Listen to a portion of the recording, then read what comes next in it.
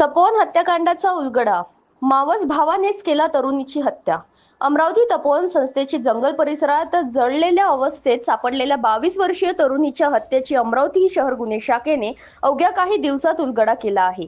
या प्रकरणी मृत तरुणाची मावस भाऊ चेतन सुनील थोरात वय 23 याला अटक करण्यात आली आहे.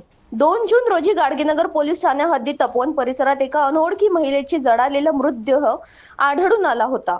दुर्गम जंगल परिसर, सीसीटीव्ही फुटेजचा अभाव आणि मृत महिलेचा ओळख पटत नसल्याने तपास पोलिसांकडून मोठा आव्हान ठरला होता. गुन्हे शाखेचे विशेष पथकाने शहर व ग्रामीण भागातील हरविलेल्या महिलांची माहिती, गोपनीय सूत्रे आणि 300हून अधिक सीसीटीव्ही फुटेजची तपासणी केली.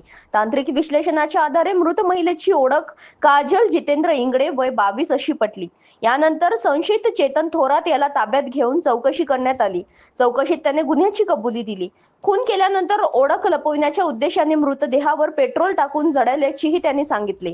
तसेच मोबाईल आणि इतर वस्तू फेकून पुरावे नष्ट करण्याचा प्रयत्न केल्याचे तपासात समोर आले आहे. या गंभीर गुन्ह्याचा छडा लावत अमरावती शहर गुन्हे शाखेच्या पथकाने महत्त्वाची भूमिका बजावली असून आरोपी विरुद्ध पुढील कायदेशीर कारवाई सुरू आहे.